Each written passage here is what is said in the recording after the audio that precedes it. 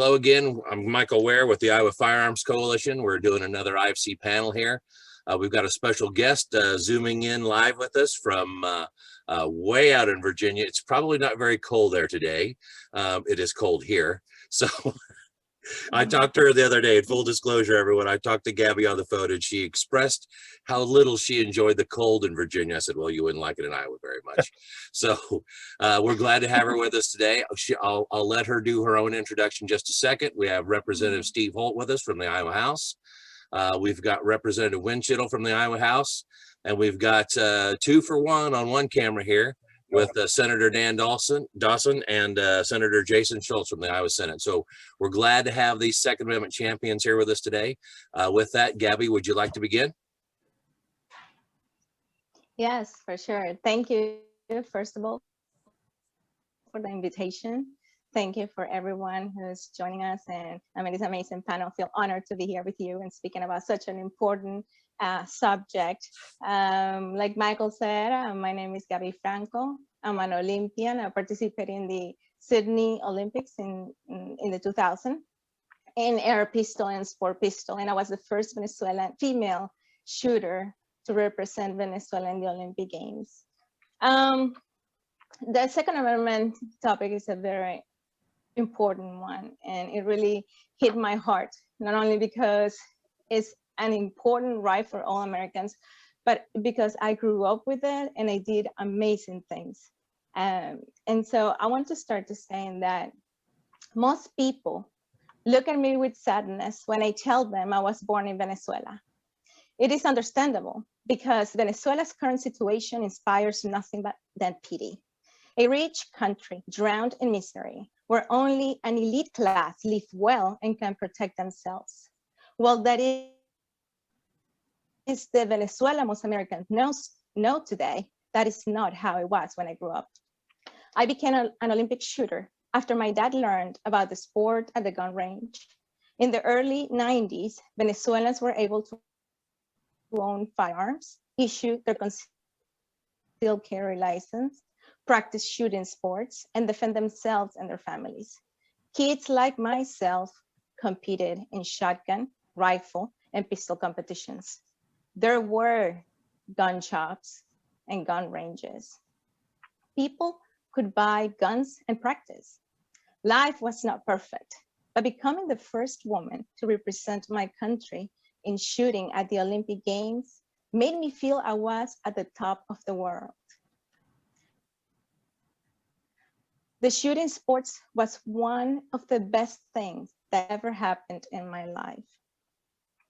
Now, it is mind-blowing that 25-year-old Venezuelans could not tell you what I just told you from experience.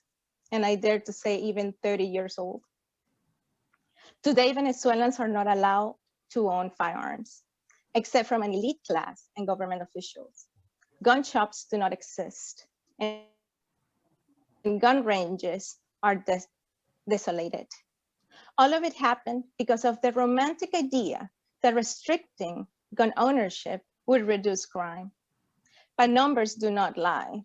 According to the Overseas Security Advisory Council in 2020, Venezuela, with approximately 28 million people, had a crime rate of 60.3 violent deaths per 100,000. Many Venezuelans believed the idea that fewer firearms equaled less crime. Now they are paying the price of relinquishing their ability to protect themselves. Venezuela did not succumb to its misery because of lack of warnings. I can recall the countless times my Cuban friends at the range warned people about all the nightmares that come with socialism. You know, like people not allowed to own firearms, or people having to make lines for hours to hopefully enter the supermarket to buy food. It sounded crazy for many Venezuelans. I remember the numerous times people would refute those warnings. Who could believe them anyways? Venezuela was and still is a country with the largest oil reserves in the world. It was impossible to imagine that Venezuela could turn into a poor country like Cuba. Sadly, many Venezuelans did not count on the slow pace at which rights, opportunities, and freedom become a luxury. The United States Constitution was one of the first things that amazed me when I moved to the US. I quickly learned about the Second Amendment and what it meant. I learned owning firearms was a right and not a privilege, as it was in Venezuela. I thought the Second Amendment was brilliant. I wish we had that right in Venezuela, but I was grateful to finally live in a free country. That is why when I hear the rhetoric in the United States, fewer guns, less crime, I'll say to myself, not again. And I'll tell you why.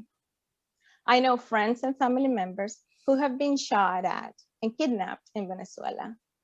A guy pointed a gun at my young sister's head, while another guy hit my other sister because of a cell phone.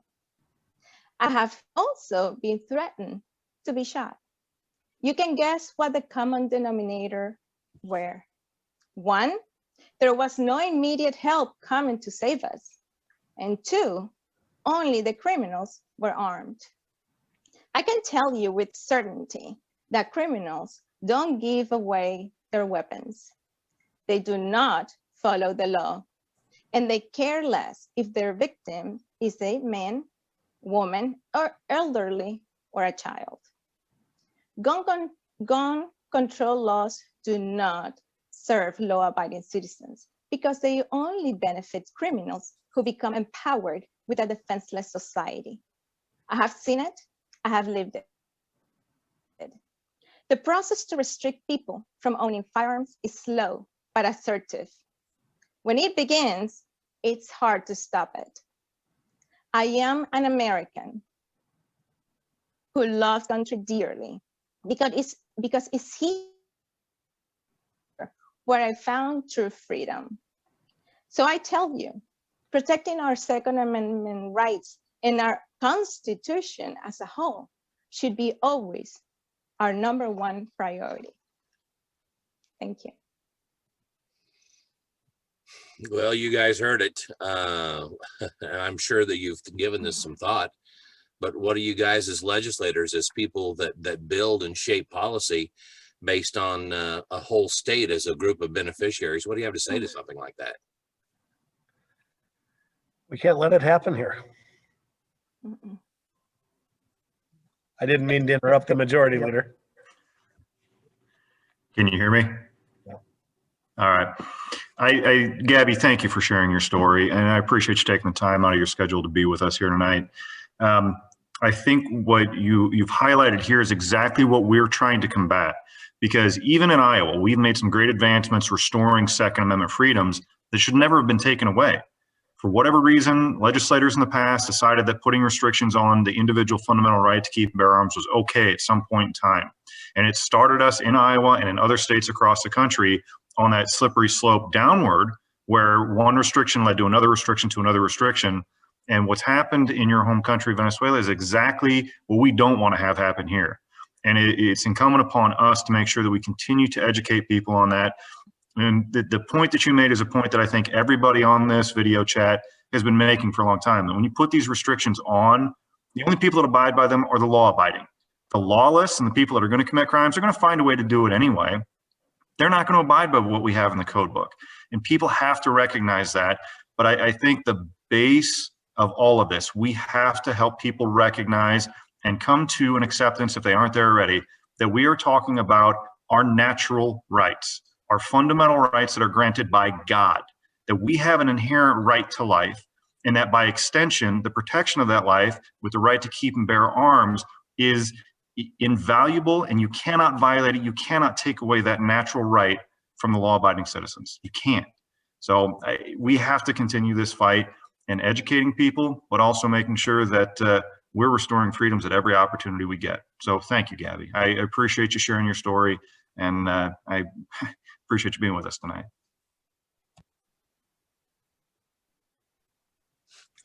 Thank you. I would just echo what Matt said. Gabby, thank you so much for sharing your story. And as to follow up on Matt's point, I believe Justice Scalia and either McDonald or Heller made it clear that the right to keep and bear arms, the natural right of self-defense, pre-existed the Constitution of the United States. It is a natural right. It is a God-given right.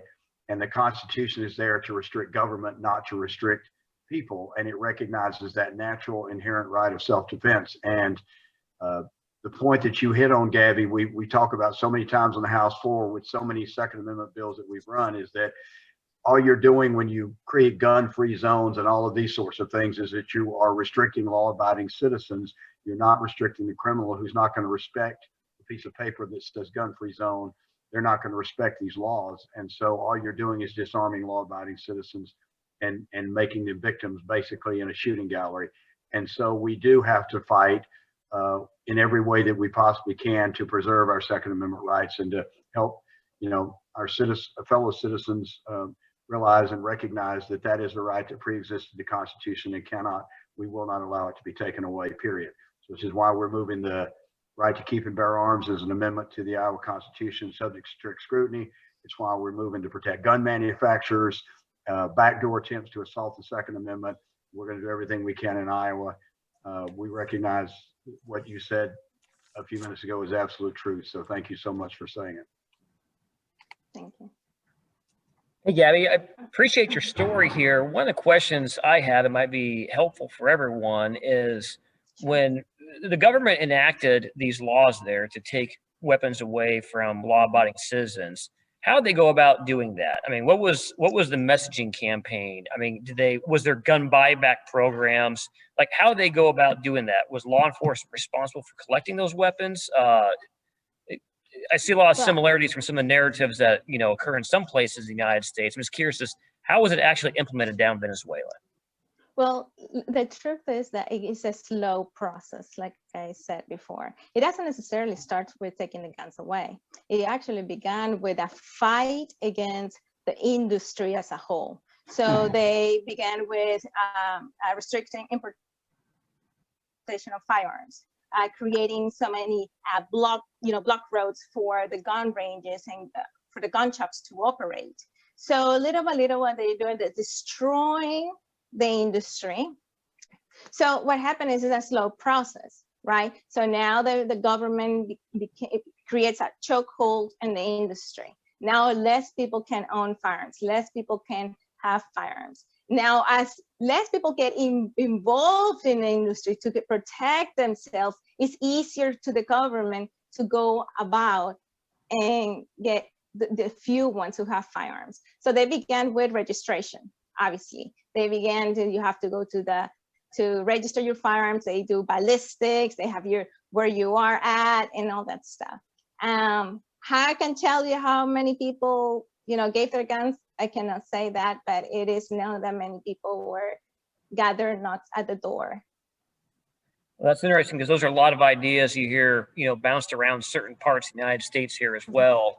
All seem innocuous at once, but when you describe it the way you did, it's one step after another. You see where the end point is here on that. And I just got one more question here. I know a lot of countries, when they enact some of the most egregious firearm laws, it always seems like a few people with some cash in their pocket can still own one. Is that the case down in Venezuela, where you have a multi-$1,000 permit for the well-doers down there, or is it just totally outlawed? Oh, no, of course, no. Only just a elite class they can have firearms. And obviously those people who has what we call in Spanish a palanca, which means somebody that knows somebody, and then you can get it through that process. So it becomes a luxury. Not everybody has the luxury to go to the Capitol and get a license because it takes so long, it's expensive, and they may not give it to you. So they make the process hard. They make the process almost impossible for people to even carry license. And what I said about 25-year-old not knowing what was Venezuela, I think it's very important because this is generational. You see, people in 10, 15 years, hopefully they will have the same rights we have today. But if we don't keep fighting into what we're doing, they'll be like, what? You could own a firearm? like many people, when you talk to Venezuelans, many probably don't even know that you could actually have a carry license because they never lived it. You know, it's funny you mentioned earlier, Gabby, about somebody having the discretion to authorize or deny you a permit. I'm looking in the Iowa House right now. A Representative Bruce Hunter introduced House File 65, and it basically rolls back the issuance of Iowa's permits to what we call May issue. Yep. So basically, I'm sorry, I mean, go ahead. Oh, let me finish real quick and I'll hand it over to you, Steve. Basically what happened here is we have a representative with co-sponsors, by the way. There are other people who are saying, yeah, this sounds like a great idea. And they want to take permits that are issued in Iowa and say, wait a minute, we're going to leave it at the discretion of this person over here. And they'll decide whether or not you pass muster, or whether they like the way that you look, or what race or sex you are. I don't know, because it's at their discretion. And when I hear people that want to take us from where we are backwards to that, it sounds archaic to me, and rings of a dictatorship. And you're telling me that Chavez decided that he was going to do that. I think that that's a very horrible parallel. Go ahead, Steve. I was just going to say, there's been at least 3 bills introduced this year by Representative Hunter. House File 65, you mentioned, that would take you from shall issue to may issue, which means they may not issue. House File 129 ban what they call large capacity magazines, which is over 10 rounds. That was sponsored by Representative Hunter and other Democrats, including now the leader of the Democratic Party, Representative Wilburn in Iowa. And then House File 131 banned what they called assault style weapons. They just made up the definition based on how the thing looks. So this is just 3 this year. I can tell you, I kill anywhere from 12 to 15 bills every year, myself and the public safety chair, that assault Second Amendment rights that Democrats put forth. So we have to be vigilant. We have to be ever vigilant. And that is why we need an amendment in the Iowa Constitution, and why we need to continue to fight for the Second Amendment. So what happened in Venezuela and other countries does not happen here. Agreed. I jumped in by accident before Representative Windschitl raised his hand there, but I started to say we absolutely can't allow this to happen here. I mean, it is imperative that every firearms owner do something. I like Tom Gresham's rule: 20 minutes every day, something to defend your gun rights. And if millions and millions, hundreds of millions of us would do that, it would make an incredible difference. But ma'am, I tell you, the description of Venezuela in your opening of all of the freedoms and the casual use in sports and training, defensive training, and it sounds like our home now, which really sends a chilling message out there that you weren't always on the verge of tyranny, that you were a free people at one time, just like us. And I tell you, having heard you say that a Cuban would warn people not to go down that road reminds me of Ted Cruz's father back during the primary, having escaped Cuba himself. I tell you, I can't imagine the heartbreak that freedom-loving Cuban exiles must feel watching one country after another go down this road and telling them that you have to stop. It does not end well. I thank you for your warning here. And I guess I'd like to reiterate, I don't want to be the generation that tells the next how good we used to have it. I want to be the generation that keeps it and explains to the next generation why they have to fight also to keep it, because the fight never ends, ever. Definitely. What happened in Venezuela, I think, is important even for people who are not even gun owners. Because the problem with the issues that we have nowadays is the people who are not involved, or it's not touching them directly. They say, I don't care. But the problem is that this is not just a materialistic thing. This is a right. And like I tell people, you don't know when tomorrow you will need that right. And we saw that during the riots. How many people go out to the gun shops in California and states that have a lot of gun laws saying, you know what, I do need something to protect myself because there's nobody there to protect me. And so that's why I tell people, this is not I don't do this because I am shooter or because I love a sport. I do this for those who don't even like it, because I know that they're probably their children, when they grow up, or even themselves, at one point they're going to find themselves in a position where they say, hey, I understand now that I am my first line of defense, and I need to have the means to protect myself and my family. You're so right about that. There's been a lot of people who woke up over the last year or so. You mentioned the riots and some of these things that happened before. I was having people call the gun shop that I own from all other states and saying, well, can I buy this and can I buy that? Well, sure, I'd be glad to sell it to you. And then I said, what's the name and location and the FFL number you're transferring dealer in your state? And most people said things like, well, can't you just send the gun to my house? I'm like, no. Nobody can send anybody's gun to their house. I said, that's not how this works. And then, well, what do you have to do? Well, I have to send it to your state because you live in another one, to a local dealer, and you can pick it up there, whatever fees, laws, or whatever else that apply, you'll have to adhere to. And the common response I got back was, can't we just use the gun show loophole? I'm like, I wish there were such a thing, but there is not a gun show loophole. That's slick propaganda, and there is no such thing. So we have to adhere to the law. I have to adhere to the law. You have to adhere to the law. So let's do that.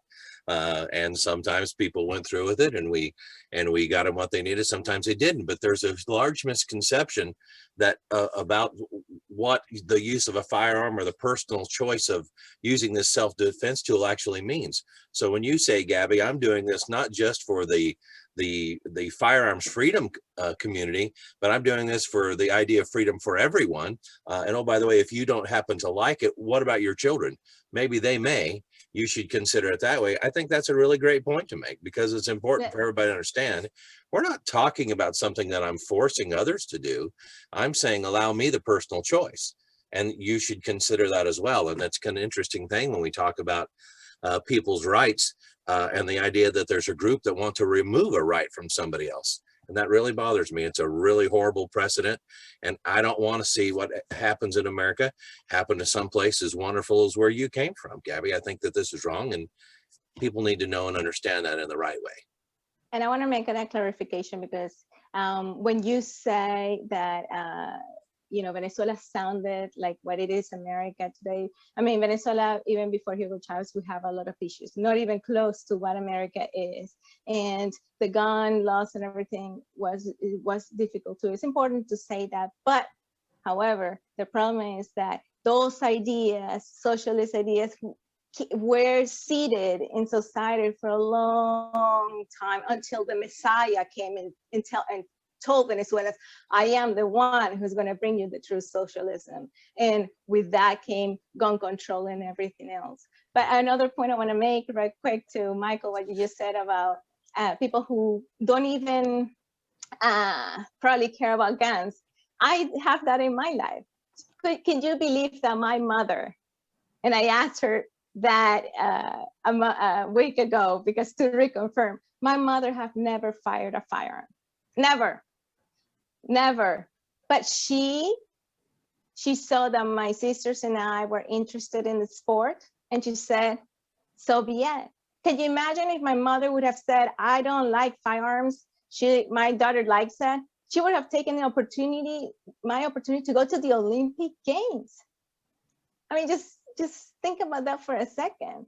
Yeah. She was not into that, but she saw potential. She saw that we liked it, and we made great things with it. So that teaches you that you have always to have an open mind for good things, obviously, and obviously aiming to that direction, no matter what. I like it. Yeah. Anything else in parting anybody would like to offer? Just raise your hand and I'll shoot you through. Okay. Thank you for telling your story. Yeah. Let Gabbys' story stand as it is. So my pleasure to be here, for sure. Fantastic. I think that's a great way to end. Gabby, thank you for coming. Thank you for being on with us today. And I've got to tell you, I think that there's a lot more to your story. The more that we talk, the more we'll probably flesh out. I would like for you to consider coming back and visiting with us some more. Is that something you'd be willing to do? When? Another time? Yeah, for sure. Okay, we'll plan on it. Everyone, thank you. Representative Steve Holt, Representative Windschitl, Senator Dawson, Senator Schultz, and Gabby Franco. Thank you very much. I'm Thank Michael you. Ware with the Iowa Firearms Coalition. In the description of the bottom of this video, we'll include things back to Gabby's website so you can go see that. Oh, and one quick thing I want to drop, kind of what you were talking about earlier, Gabby, about your mom not being interested in firearms, but recognizing that in you. I think I cheated a little bit today because I was showing my daughter episodes of, I think it was season 4 of Top Shot when you were on there. And I said, hey, I said, you see that little gal? And I said, she's about your height. And my daughter was like, well, yeah, what's that mean? I said, well, I'm going to talk to her on the computer tonight. I said, maybe you should pay attention. So I think we piqued her interest just a little bit. Thank you for that, Gabby. Good. Sure. All right. Well, we'll Okay. sign off for now. Goodbye. Thank you, everybody. And we'll look forward to doing this again. Good night. Appreciate it. Definitely. Bye.